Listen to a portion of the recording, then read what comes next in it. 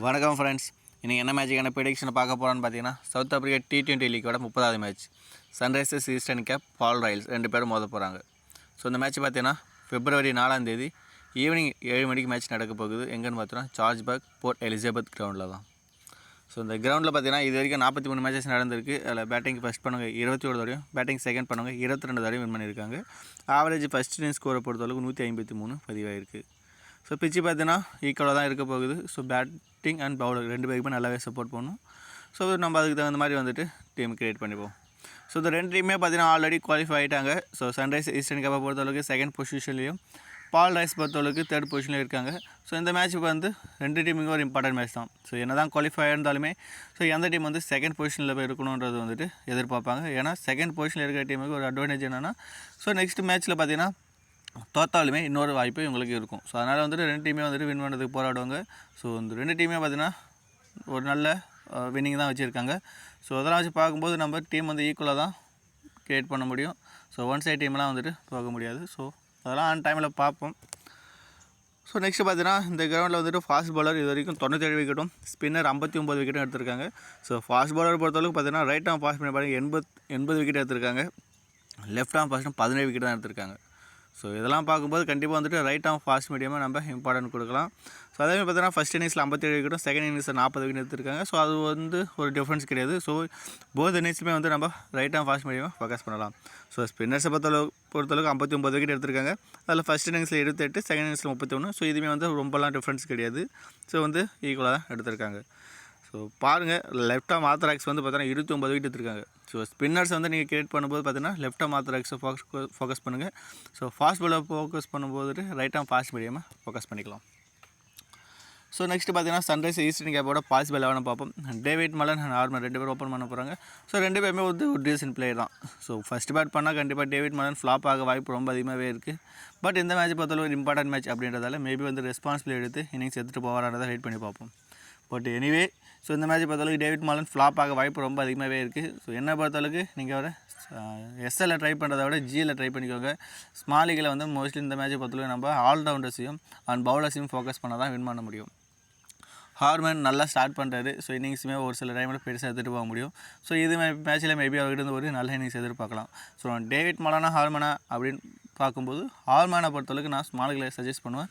நீங்கள் டேவிட் மலன் வேணுன்னா நீங்கள் எடுத்துக்கோங்க. பட் டேவிட் மலன் இந்த மேட்ச் பார்த்தாலும் கொஞ்சம் ரிஸ்க்கு தான். டாம் ஆபல் ஸோ கண்டிப்பாக இம்பார்ட்டன்ட் பிளேயருங்க. ஸோ எல்லா மேட்சுமே நல்லா ஸ்டார்ட் பண்ணுறாரு. இன்னிங்ஸுமே ஓரளவுக்கு பெருசாக எடுத்துகிட்டு போகிறாரு. ஸோ இந்த மேட்ச் பார்த்தாலும் ஸ்மால் லீகில் மஸ்ட் பிக்கில் ஒரு இருந்தே ஆகணும். ஒரு ரிஸ்கி சாய்ஸில் நீங்கள் வந்துட்டு ஜிஎல்ல கேப்டன்ஷிப்னா கூட ஃபஸ்ட்டு பேட்டில் ட்ரை பண்ணலாம். மேக்ரோ ஜான்சன் சொல்லவே தேவையில்லைங்க, எல்லாமே காமனாக ட்ரை பண்ணக்கூடிய பிளேயர். ஸோ எல்லாமே ஸ்மால் லீகில் கேப்டன்ஷிப்னா ட்ரை பண்ணுவாங்க, நாமளே ட்ரை பண்ணலாம். So must big. Hayden Markram so இந்த மேட்ச்சை பொறுத்தளவுக்கு ஃபஸ்ட்டு பேட் பண்ணால் நீங்கள் ஸ்மால் லீகில் கேப்டன் வைஸ் கேப்டனாக ட்ரை பண்ணலாம்.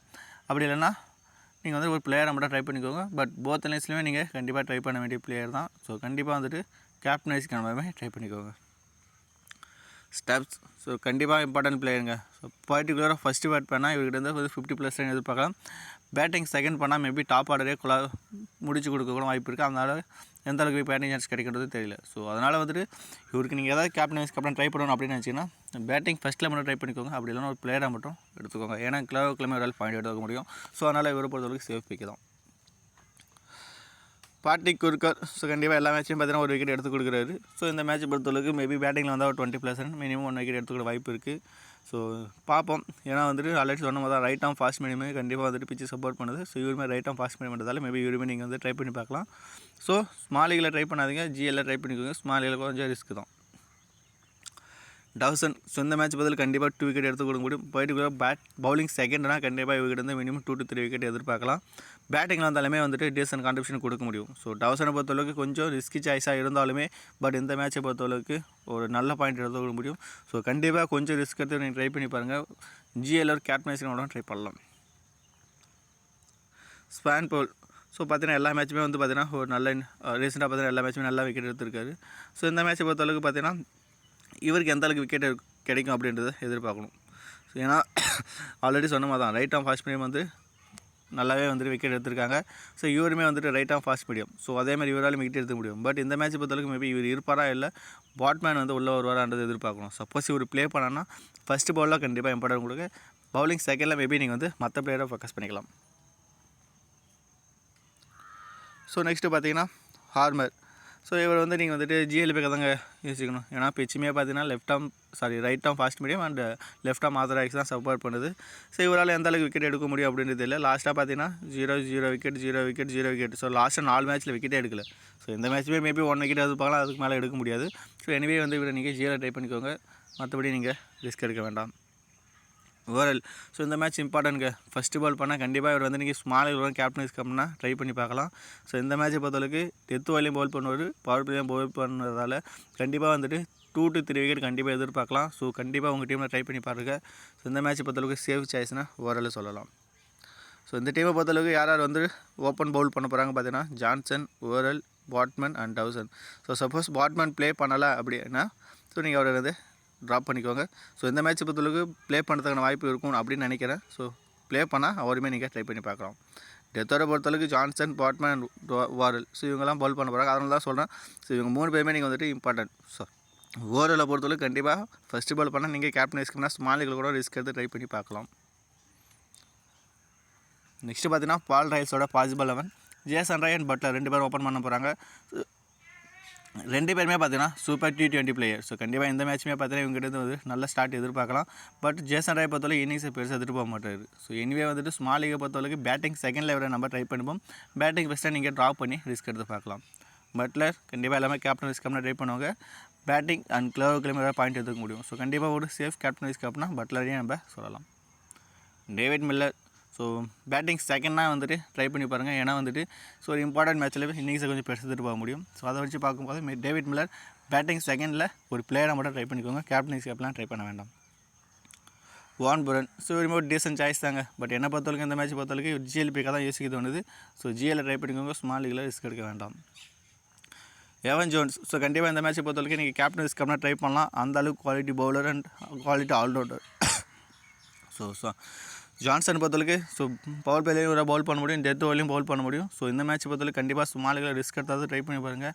மோஸ்ட்லி வந்து யாரும் ட்ரை பண்ண மாட்டாங்க, பர்சன்டேஜ் வைஸாமே கம்மியாக எடுத்திருக்காங்க.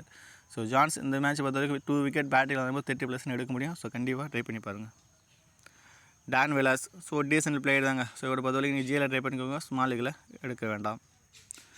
வேகன் லூபி ஸோ சூப்பர் ஆல்ரவுண்டருங்க. ஸோ இவருமே வந்து பேட்டிங் அண்ட் பவுலிங் ரெண்டுத்துலையுமே கான்ட்ரிபியூஷன் கொடுக்க முடியும். ஸோ பாருங்கள் ஸோ எந்த அளவுக்கு வந்து டீமை க்ரியேட் பண்ண முடியுன்றதை பார்த்து அதுக்கு தகுந்த மாதிரி வந்து இவர் எடுக்க முடியுமா இல்லைன்றதை ஆன் டைமில் பார்ப்போம். ஃபார்ச்சூன் ஸோ இந்த மேட்ச்சை பொறுத்தவரைக்கும் இம்பார்ட்டன்ட்ங்க. கண்டிப்பாக ஃபஸ்ட்டு பால் பண்ணால் இவர்கிட்ட வந்து மினிமம் 3 விக்கெட்டாக எதிர்பார்க்கலாம். அந்தளவுக்கு குவாலிட்டி பவுலர். ஸோ கண்டிப்பாக வந்துட்டு ஃபஸ்ட்டு பாலில் ட்ரை பண்ணி பாருங்கள்.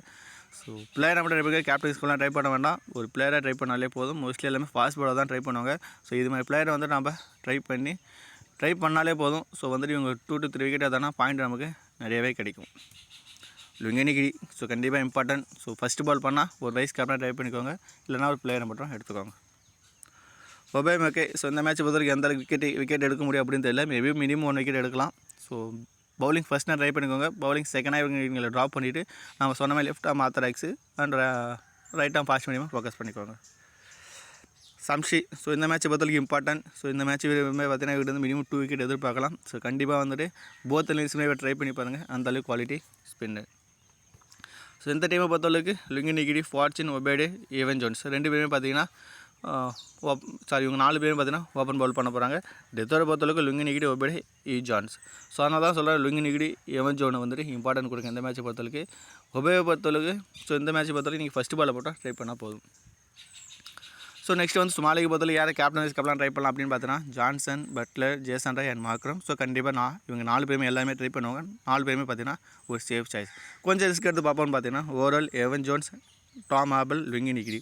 ஸோ இவங்களுமே ஒரு நல்ல சாய்ஸ் தான். பட் பர்ஃபார்மன்ஸ் வந்து பார்த்தீங்கன்னா போத் இன்னிங்ஸும் கொடுக்க முடியாது. ஸோ அதனால் கொஞ்சம் ரிஸ்க்காக இருக்குது. பர்சன்டேஜ் தான் கொஞ்சம் கம்மியாக எடுத்துருக்காங்க, அதனால தான் கொஞ்சம் ரிஸ்க்கில் கொடுத்துருக்கோம். மற்றபடி வந்துட்டு இவங்களுமே நீங்கள் ஸ்மாலிகள் கூட ரிஸ்க் எடுத்து ட்ரை பண்ணி பார்க்கலாம். ஸோ நெக்ஸ்ட்டு பார்த்தீங்கன்னா ஒரு டெமோ எஸ்எல் டைம் பார்ப்போம். Buttler, Stubbs, Jason Roy and ஆபிள் வந்து டாப் ஆர்டர் எடுத்திருக்கோம். அதோட ஆல்ரவுண்டர் சார் 4 பேரும் ஃபோக்கஸ் பண்ணியிருக்கோம். அண்ட் பவுலர் பார்த்தீங்கன்னா டவுசன், ஓவரால் அண்ட் லுங்கினி எடுத்திருக்கோம். ஸோ இந்த இடத்துல மேபி நீங்கள் வந்துட்டு லுபேக்கு பதில் நீங்கள் வந்துட்டு பாட்மன் ப்ளே பண்ணால் அவர் கூட நீங்கள் ட்ரை பண்ணி பார்க்கலாம். ஸோ கேப்டனா வந்து ஜான்சனையும் வைஸ் கேப்டனா பட்லரையும் ட்ரை பண்ணியிருக்கோம்.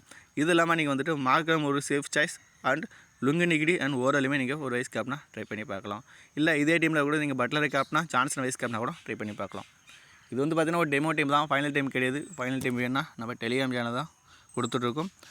விஜய் ஃபேண்டசி கிரிக்கெட் அப்படின்னு சர்ச் பண்ணி ஜாயின் பண்ணிக்கோங்க. அப்படிலாம் டிஸ்கிரிப்ஷனில் கொடுத்துருக்கேன், ஜாயின் பண்ணி யூஸ் பண்ணிக்கோங்க ஃப்ரெண்ட்ஸ். ஸோ இந்த வீடியோ உங்களுக்கு பிடிச்சதா நம்ம சேனலை சப்ஸ்கிரைப் பண்ணி சப்போர்ட் பண்ணுங்கள். தேங்க்யூ.